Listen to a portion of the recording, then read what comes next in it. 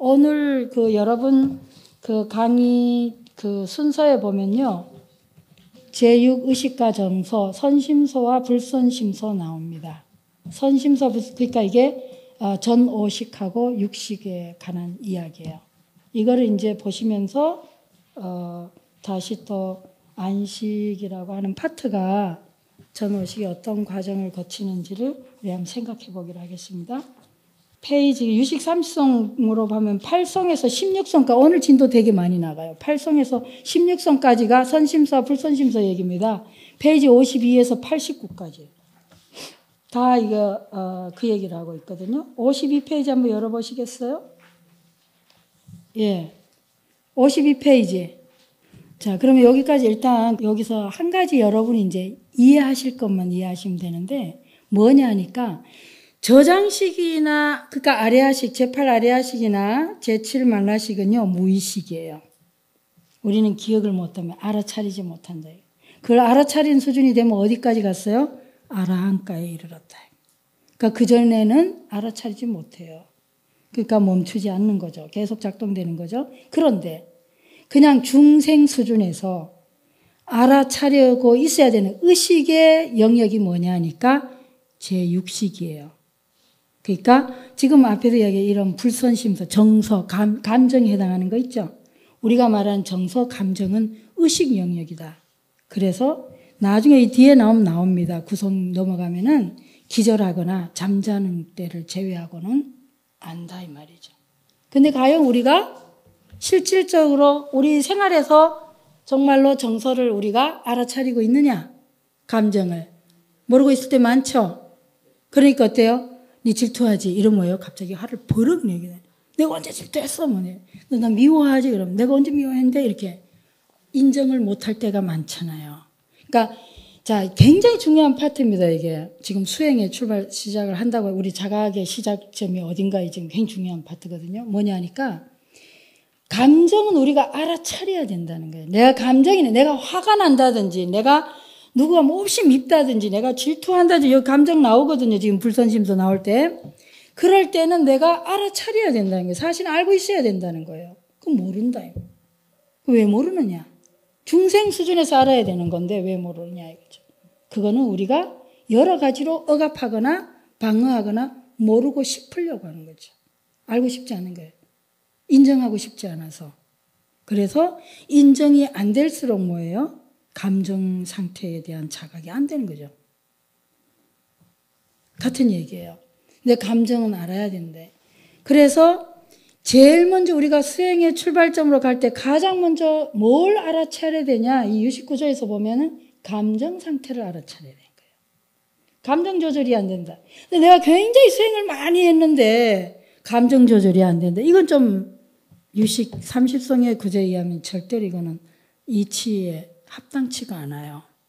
그래서 특히 왜 그러냐? 감정이라고는 굉장히 파괴적인 요소가 많거든요.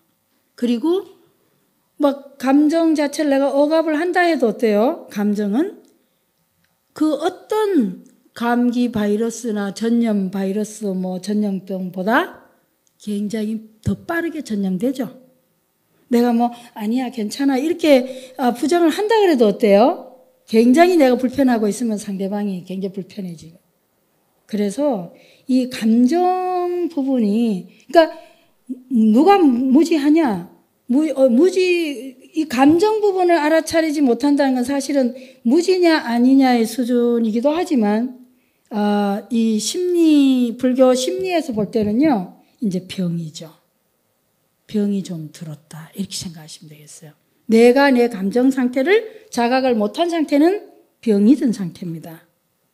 그래서 그것이 그런데다 이제 본인이 알아차리지 못할 뿐만 아니라 감정에 끄달려가지고 신구의 삼업이 나왔다. 그럼 어때요? 굉장히 병리적 행위가 되는 거고 성격 장애, 인격 장애가 되는 거죠.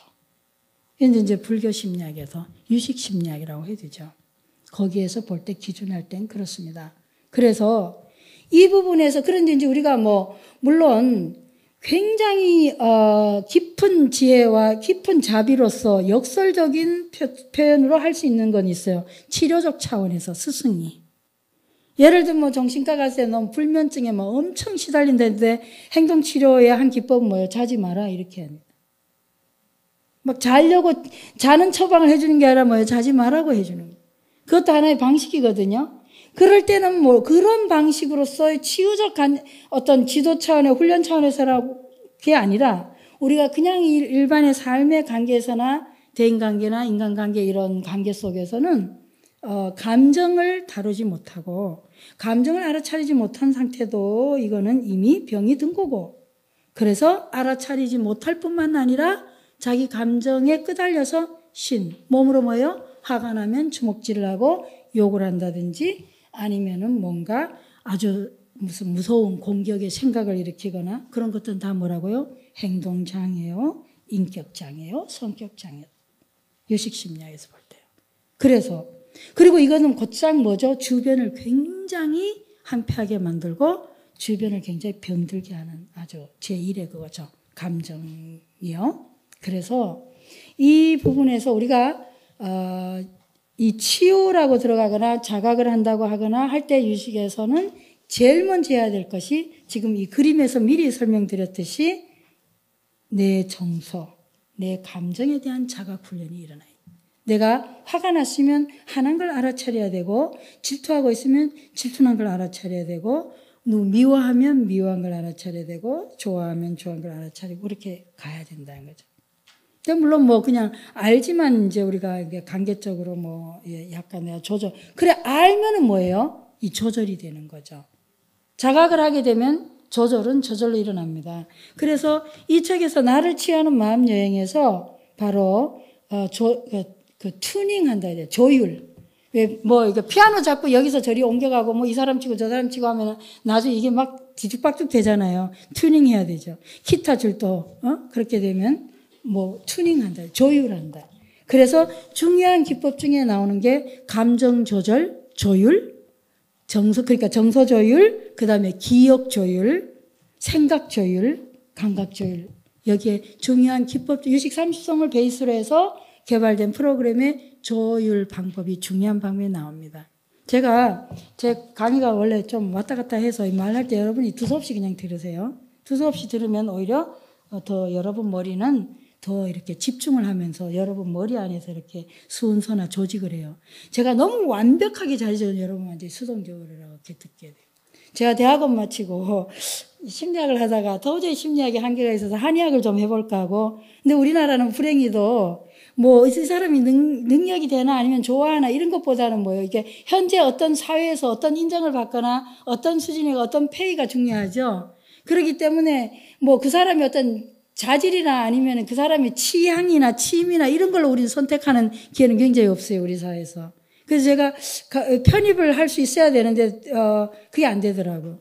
돈을 많이 달라고 그래서, 내 그럴 바엔 돈도 없을 뿐더러, 그래서 입시 학원에 가가지고 빽빽한 데 가서 앉아서 내 공부가 한의를 가야지. 심리적인 부분에 이제 한계를 느꼈으니까 신체적인 부분을 통해가지고 한번 또 들어가 봐야 되겠다 하고 이제 대형 강의실에 갔는데요.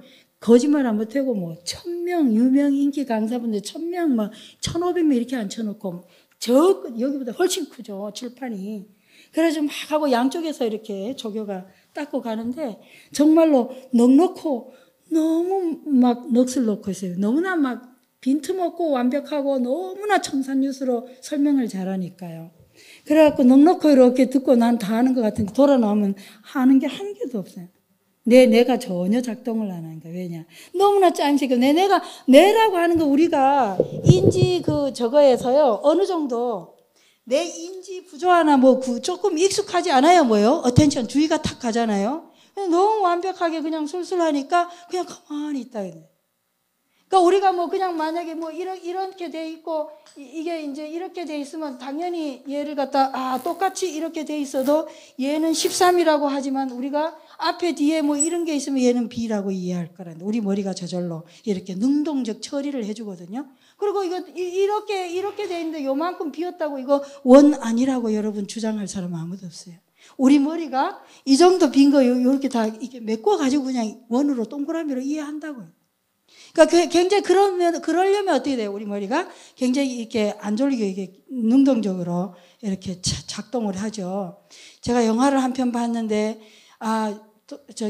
백화점 가는데 내가 만약 지산동에 있으면서 지산동에서 이렇게 우리 집 아파트에서 내가 자리에서 일어나서 걸어나서 계단을 내려가서 버스에서 기다려서 여러분 벌써 지루하기 시작을 합니다.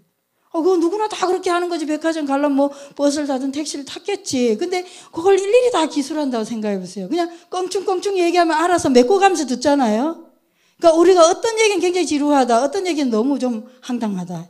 너무 많이 비우면 이게 메꾸느라고. 그래서 창의력도 생기고, 이게 저절로 돌아가는데, 제가 행설수설하면 제 강의의 특징이 항상 참 좋았다 이런데 끝에 가면 좀 산만하다 이 말이 항상 나오고, 행설수설하는데 의도적인 건 아니지만은 그걸 그렇게 좀 생겼어요. 그래서 아무튼 제가 지금 왔다 갔다 하는데, 다시 제가 왜 일어섰냐, 갑자기 생각이 나서 그래요. 감정 조율하는 거, 예를 들면은 기억 조율한다. 그 이제 워크숍 하는 데서 한 사람이 그분 제 책에도 예를 들어놨어요. 그분 연세가 그때 57인가 뭐 이 정도 됐었어요. 그 하는 과정에서 한 분이 그냥 가장 어릴 때 생애 최초 이 세상에 태어나서 가장 최초의 기억을 한번 떠올려 보세요. 이제 이렇게 하면 가장 최초의 기억을 떠올리면 우린 주로 그 옆에 누가 있을까요? 거의가 많은 다수가 엄마가 있죠. 아니면 나를 돌봐주는 무슨 지금 세대는 그렇지 않을 수 있어요, 그죠? 돌봐주는 다른 많은 사람이 있을 수 있는데 우리 이제 이분 연령대는 그 엄마예요. 그 엄마가 있었고 이제 쭉 들어가다가 그 엄마 얼굴은 전혀 못 떠올리는 거예요, 엄마 얼굴이. 질문하다가 이제 본인 질문 들어오면서 엄마 얼굴이 안 떠올라진다. 그럼 어디에 있었나? 엄마 등 옆에 있었는데 안 떠올라진다? 그러면 다시 제가 한번 떠올리게 해볼게요. 그래서 눈 감으세요. 허리 세우시고. 자, 그러면서 다시 호흡을 하시고, 이렇게. 자, 엄마 등 옆에서 들어갑니다. 이렇게 하는데도 엄마 얼굴은 안 떠올라진대. 안 떠올라집니다. 이러면서 그 다음 얘기가, 안 좋아했다. 이렇게. 이 말이 나왔어요. 이제 엄마를 안 좋아한다? 안 좋아했다? 이렇게 나와서, 그래요. 그러면 그때가 몇 살쯤 됐냐? 그러니까 이렇게 2살 반, 3살 이전이 기억인 것 같아. 3살쯤 이렇게 됐다. 근데 그래요. 그럼 그때 엄마는 그때 연세가 어떻게 됐었어요? 그러니까 엄마가 23살이었다. 세상에 23살인데 몇째세요? 근데 위에 또 언니도 하나 있어요. 23살이 엄마 그때 23세고 위에 언니도 있고 그리고 이제 또 그 위에 먼저 그러니까 돌아가셨어. 엄마가 2번째로 갔는데 먼저 번 그 부인한테서 난 또 여자 언니가 2이나 있더라고. 그러니까 그런데 밑에 남동생이 하나 있어요. 그런데 이제 엄마를 어쨌든 엄마를 안 좋아한다. 왜? 그래요. 어떤 기억이냐. 그러니까 이제 전체적으로 이제 계속 찾아내 그 몇 번 대화에서 나온 거는 이 상담은 아니고 그냥 전체 수업에서 공개된 사례요. 그러니까 남동생을 너무 이뻐하고 나는 좀 안 좋아했다. 이제 이렇게까지 나왔어요. 네, 그렇구나. 지금 뭐를 얘기하려면 생각 조율, 기억 조율을 하는 겁니다. 생각 조율, 기억 조율의 예를 지금 여러분한테 하나 이제 소개해 드리는 거예요. 그러니까 뭐냐? 그렇게 이렇게 들어가니까 그래요. 그러면 그러면 우리 이제 생각 조율, 기억 조율에서 가장 중요한 거는 그러면 이제 내 엄마라고 생각지 말고 우리 그럼 다 함께 23세의 여성이에요. 위에 딸이 이미 셋이 있고 아들도 있고 시어머니가 있었는지 남편이 몇 살 차인지 또 남편이 얼마나 수입이 좋은지 친절한지 잘해주는지 애정인지 그건 잘 모르겠다. 근데 23살의 여자가 있고 아이가 이렇게 둘이 벌써 딸이 3세 아들 하나 있고 그때 상황에서 시어머니도 있고 시댁도 있고 처음 이렇게 관계가 있는 한 여자가 있다.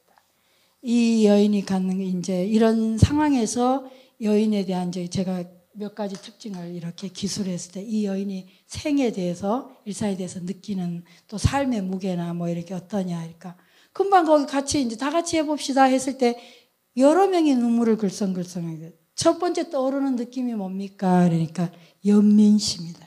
안 됐다. 지금으로 생각해 이분이 지금 딸이 몇 살이냐? 이게 30이 넘어 30.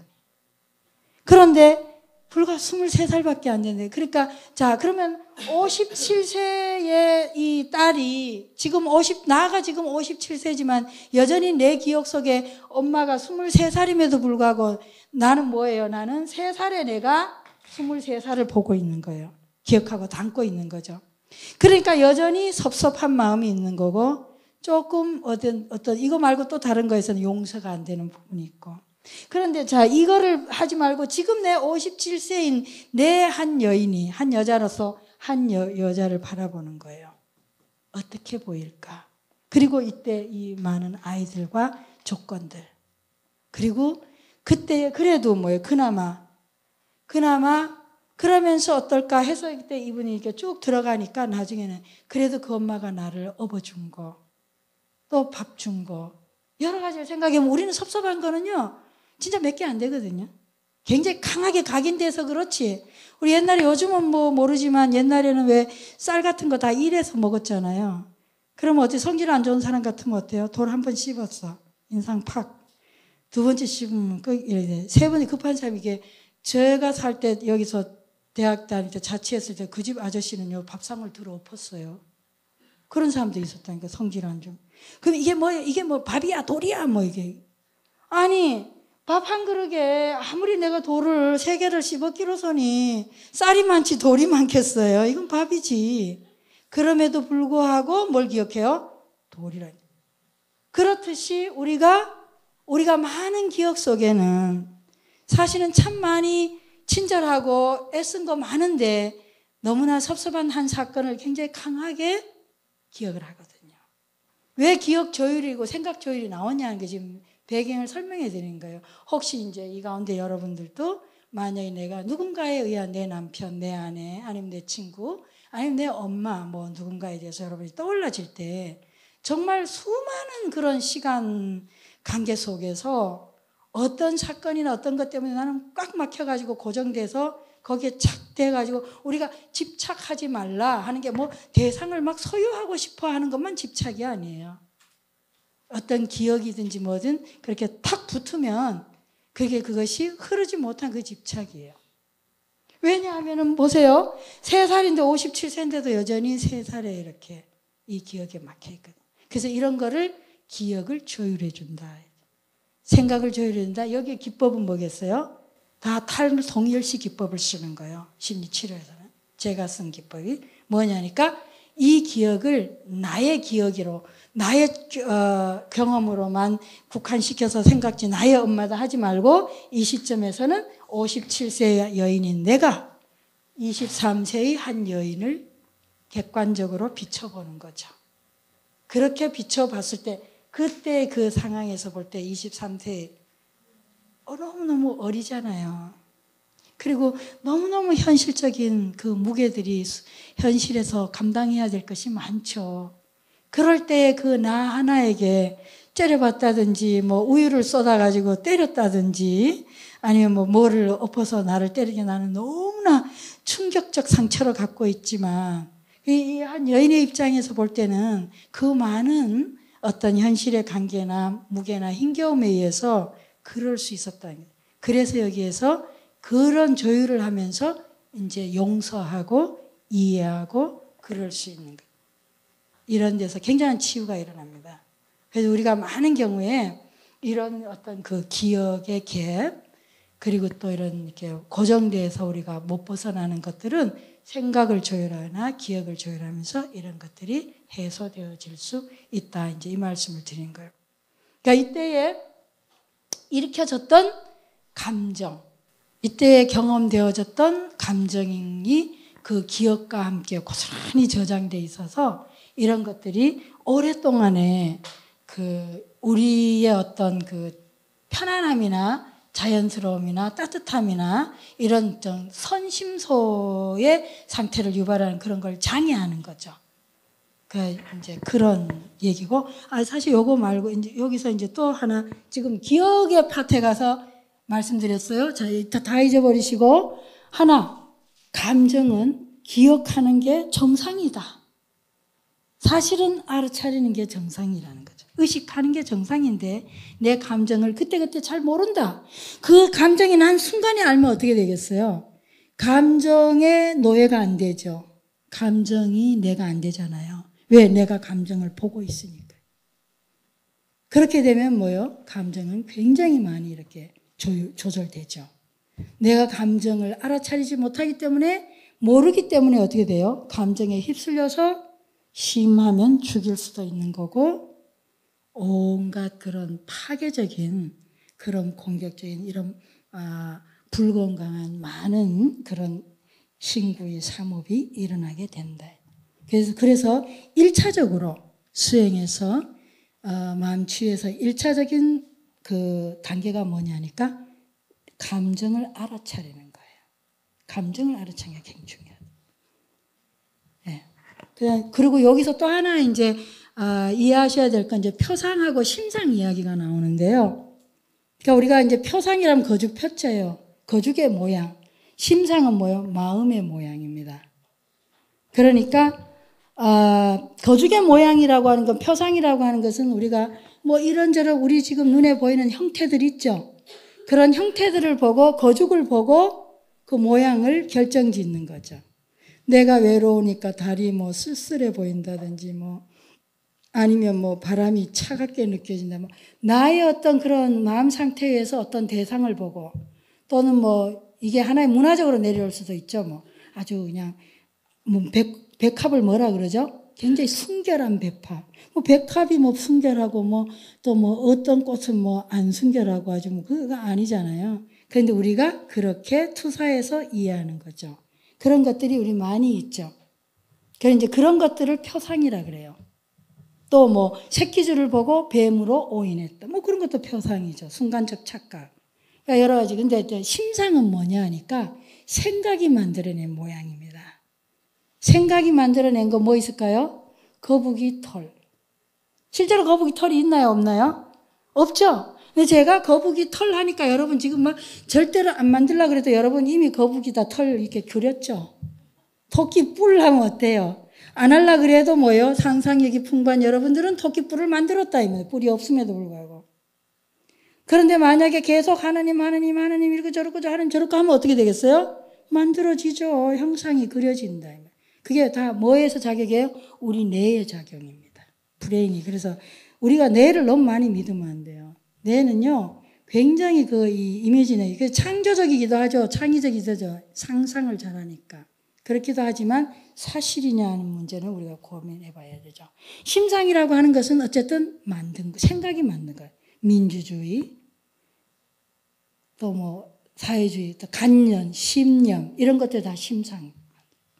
그리고 우리가 그래서 표상 가지고는 막 그렇게 투쟁적으로 싸우지는 않습니다.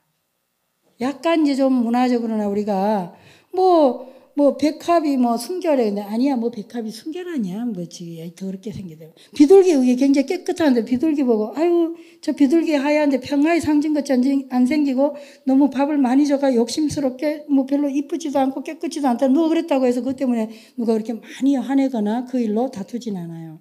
장미가 뭐 화려하지 않다고 해가지고 뭐. 그런데 심상은 달라요. 생각으로 만들어낸 것들은 벌써 우리가 훨씬 더 깊이 들어가서, 그리고 그거는 뭐예요? 왜? 모양이 증거가 있기 때문에요. 그렇게 뭐 서로 다르게 봐지는데 심상 같은 경우는 눈에 보이는 증거가 없거든요. 그렇기 때문에 심상은 뭐예요? 증명 불가예요. 마음이 만들어낸 건 그 사람 만들어낸 건데 없다고 뭐 아무리 주장하거나 뭐 강요한다고 해서 되질 않아요. 절대. 그리고 대표적인 게 뭐예요? 신 같은 거 그렇죠. 그리고 뭐 글쎄요, 우리 보살상도 마음이 만든 거긴 하죠. 거기에 대해서 우리는 거기에 대한 중요한 메시지를 받아야지, 만들어낼 때 무슨 의도, 무슨 메시지고 뭘 상징하는가를 봐야지, 그 자체에 매이면 그거는 굉장히 아니죠. 원뜻과 어긋나는 거지. 근데 그렇게 심상에 집착된 경우는 어때요? 죽여요. 굉장히 싸웁니다. 아니 뭐 그래서 우리 옛날에 왜 정치 가지고도 막 싸우고 막 기분 나빠하고 밥 먹다가 서로 막 가족이 일 없이 뭐 누구를 찍든 뭐를 했든 간에 사실은 뭐예요? 그 피차 간에 아무 유익함이 없는데도 서로 친한, 아니 왜 가까운 가족끼리 삐져가지고 그렇게 갈라지게. 심상. 그래서 심상을 가지고 하면은 많이 다투게 되고 증명도 안 되고 마음이 만든 거니까요. 그런데 표상은 실질적으로 바깥에 증거가 있어요. 그러니까 이거 지금 우리 이거 교리적으로 중요한 얘기입니다. 그러니까 일체 유심조다. 예, 심상 표상이 유심조란 얘기지 그 표상을 일으킨 백합이 뭐 내가 만들어갈 백합이 저기 있고 그런 얘기는 아니라는 거예요. 이해되시겠어요? 그러니까 새끼줄 자체도 원래는 없는 거다. 이런 거는 매우 별로 그렇게 유용한 해석이나 유용한 쓰임이 있지는 않은 것 같아요. 그러니까 새끼줄을 보고 뱀으로 착각했을 때 뱀이 없다는 얘기지, 뱀이 만들어진 거라는 얘기지, 새끼줄 자체도 내가 만든 거라든지 새끼줄 자체도 애시당초 없는 거다. 그래서 어쩌라고요. 거기 그 주장에는 우리가 실질적으로 우리에게 어떤 메시지를, 실용적인 메시지를 주는데 뭐 그렇게 유용하지 않다는 얘기예요. 바깥에 다 없다. 그런 거는 또 네가 없다. 다 뭐하다. 이렇게 그냥 막 이렇게 하면은 그것이 구체적으로 우리에게 어떤 수행하거나 우리가 행복해지거나 우리가 성장하거나 우리가 서로 사랑하거나 우리가 사랑과 자비를 베풀거나 그런데 별로 그렇게 쓸모가 있는 주장이 아니라는 거죠. 그래서 여기 유식적인 이 관점에서 여기서 보면은 정확하게 심상, 표상 구분해서 표상의 경우는 바깥에 자체가 이거도 다 이거 없는 거다. 이거 없는 거란 걸 주장해가지고 과연 그걸 받아들인다고 해서 그걸 받아들인 사람이 갑자기 대단한 깨달음에 이르러서 뭐 온 세계를 잘 비추고 뭐 강명을 나가지고 누구의 아픔을 낫게 하거나 뭐 무슨 뭐가 되겠어요? 이걸 가지고 굳이 없다고 강력히 주장해서 누가 설득을 됐다 한들 그런 얘기가 아니라는 거죠. 그러니까 우리가 어떤 형태든지 어떤 사물을, 객관적 사물을 보고 실제 뭐 어떤 걸 보고 거기에서 그거를 가지고 만들어낸 어떤 표상을 가지고 서로 다투거나 집착하거나 그럴 때에 그런 어떤 문제, 집착되었을 때나 아니면 주장되었을 때 그걸 너무 투사했을 때 그럴 때 오는 어떤 관계의 불편함, 관계의 갈등 그런 것은 문제되는 것이지 그 자체를 주장하고자 하는데 의의가 있는 건 아니라는 거예요.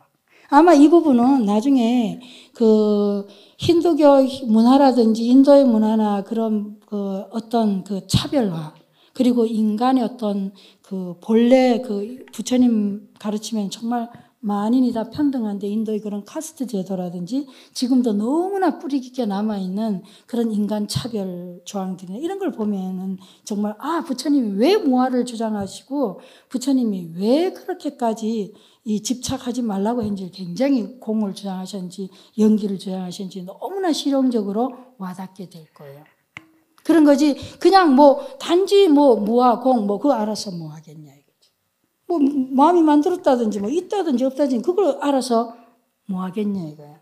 구체적으로 고통하는 우리들에게 갈등하는 우리들에게 서로 반목하거나 이럴 때 어떻게 우리가 더 협력하고 더 아끼고 더 위하고 이해하고 더 배려하면서 살아갈 수 있는지 그런 거에 대한 메시지 필요함으로써 그런 교리나 그런 가르침이 등장하는 거지 실험적으로요.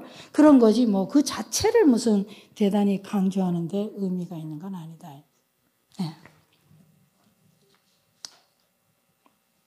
그리고 다음으로 이제 심상하고 표상에 대해 이해되셨죠? 마음이 만든 거는 생각이나 관념, 신념이 만든 거는 아예 외부에 존재하지 않는다는 거예요. 각각의 마음속에만 있다. 그러니까 싸우는 거죠. 그러니까 우리가 뭐 어떤 뭐 보살이 있든 뭐 아니면 뭐 이런 거 있어도 우리가 어떤 가르침이나 이런 거 있을 때도 그게 구체적으로 바깥에 현상이 있는 거는 쉽게 확인이 되고 또 뭐 그거 무상이기 때문에 결국은 사라져서 뭐 2000년 뭐 3000년 계속 진행되진 않아요. 이것이 뭐 누가 보고 뭐 이거 안경이라 하고 뭐 다른 사람 뭐 종이라 했다 해도 이거 결국은 뭐예요? 얘는 부서져 없어질 거거든. 관념이나 신념이 만든 건 쉽게 안 사라져요. 남겨서 계속 염념상속이라는 게 있잖아요. 찰나적인 염려 상속도 하지만요, 생을 거듭하면서 계속적으로 상속되는 거예요. 그렇게 해서 그런 것들은 굉장히 시간이 흐르면서 무거워지고 딱딱해지고 그러면서 무서운 어떤 그 신념이나 어떤 고정관념이 되는 거죠. 그래서 인간이 더 이상 인간으로 안 보이니까 힌두교도들 중에서 무슨 밑에 하급 누가 서로 결혼했다고 자식이라 해도 뭐예요? 이번에 제가 인도 여행 갔을 때 들은 얘기예요, 현지인한테. 그러니까 이제 수투란가요? 밑에 뭐죠? 그 하층 계급에 사랑에 빠져서 둘이 도망갔는데 강고를 냈대요. 돌아오라고 용서해준다, 이해해준다고. 그 믿고 갔는데 죽었잖아요. 근데 타살이라는 게 굉장히. 그럴 정도로 그게 강해지면, 그죠? 그 심상이 강해지면은, 신념이 강해지면은 그렇게 인간도 하나의 파리 목숨보다 못한 거지. 그럴 정도로, 그러니 전쟁이 일어나고, 폭력이 일어나고, 살인이 일어나고 그럴 수 있는 거 아니겠어요? 그래서 그런 것들에 대한 가르침의 의도가 더 크지 않나, 메시지가. 그렇게 생각합니다. 자, 심상표상 이해됐어요. 그 다음에, 9호로 넘어갈까요? 구성 한번 읽어보실래요? 59페이지요.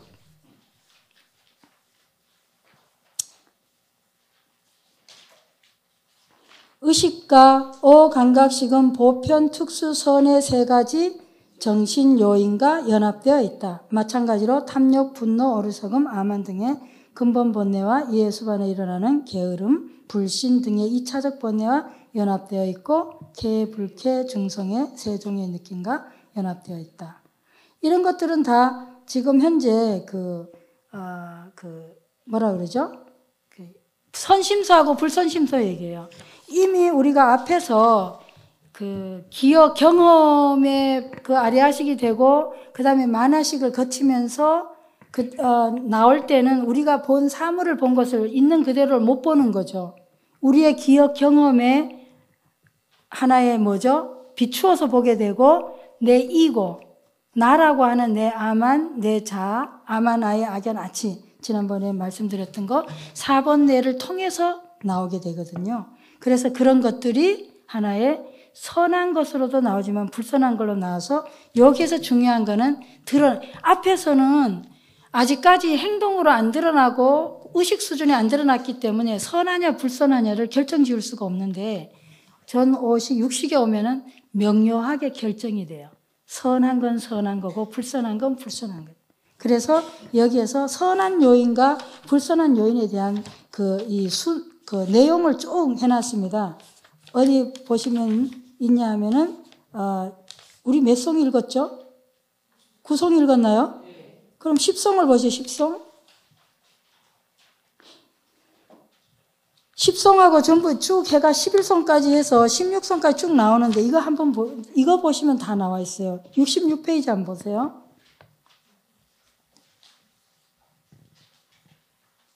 (66페이지에) 선한 것들은 믿음, 양심, 부끄러움과 탐욕, 성냄, 어리석음이 없는 세 가지 선한 뿌리와 정진, 가볍고 평온함, 게으르지 않음, 평진심, 해롭지 않음. 이런 것들은 11가지가 선한 요소가 심소라 이런 얘기예요. 그리고 불선한 것들은 그 다음 페이지에 보면 나옵니다. 이거는 제가 이제 어떻게 이런 것들을 훈련하는가 하는 걸 쭉 나왔는데, 지금 이게 좀 빨리 넘어가는 것 같은데 돌아와서 다시 또 반복할 거니까 73페이지 한번 보세요. 12송부터 해가지고는 불선한 것들을 설명해 놨습니다. 불선한 게 74페이지 한번 근본 본뇌 가지고 73페이지 보면은 탐욕, 성냄, 어리석음, 거만, 의심, 악한 견해, 분노, 원한, 위장, 고뇌, 질투, 인색함, 속임, 아첨, 해로움, 방자함, 비양심, 부끄러움이 없는 거, 들뜸, 미련함, 불신, 게으름, 부주의한 거, 망각, 산란한 거, 부정확한 지식, 이런 것들은 불선심소다. 보기만 해도 우리가 이해되죠? 우리 안에서 이런 감정이 일어났을 때와 앞에 선한 감정이 일어났을 때 우리의 전체적인 이 정신 상태가 굉장히 다르죠. 그런 것들에 대한 걸 구분해서 놨고, 그다음 76페이지 보면 선악을 결정할 수 없는 정신 요인이 나옵니다. 그게 뭐냐니까 뉘우침이에요. 뉘우침도 저 인간 저거 내 뉘우침이 참 좋은 거 아니냐 반성해요. 아니죠. 저 인간 저거 내가 그때 탁 죽여버렸어야 되는데. 그 뉘우침은 어때요? 아주 안 좋은 거죠. 뉘우침이라고 해서 뭘 뉘우쳤는지를 봐야 되는 거죠. 반성하는 거. 수면. 네. 어떤 사람이 나는 맨날 수면을 3시간만 자야지. 그래서 자기를 너무너무 망가지게 한다든지 남 자는 꼴을 못 본다든지. 왜 일찍 일어나면 옆에 있는 사람 되게 미련해 보이잖아요. 더 자는 사람. 자기는 3시간밖에 안 자고 일어났는데 뭐 어떤 이유로 전날 많이 잤든 아니면 연세가 높아가지고 이제 더 이상 잠이 안 오든지 간에 옆에서 자기도 필요해서 자는 사람, 그 사람 그냥 6시간, 7시간밖에 안 자는 건데 보고 괜히 미련해 보인다든지 답답해 한다든지 잠자는 걸 방해해서 부시럭거린다든지 여러 가지 불편을 줄 수도 있죠. 그런 거. 그러니까 이 수면이라고 해가지고 반드시 나쁘거나 좋은 거니까 상황에 따라서 다른 거예요. 이거는 선악을 결정할 수 없다. 근데 우리는 보통 수면을 마로 다루잖아요. 수마. 네. 이거 좀 생각해 봐야 생각. 여기서는 분명히 선악을 결정할 수 없는 요인이에요. 찾아서 구하는 거. 뭘 구하냐는 거죠. 그죠? 보면서 살피는 거 이런 거. 다 이런 것들은 그 조건, 대상, 상황 이런 걸 봐야지 그냥 그 자체로 선하다, 불선하다 그럴 수가 없다는 거죠. 이해되셨죠? 예. 여기까지 하고 잠깐 쉬었다 갈까요? 네.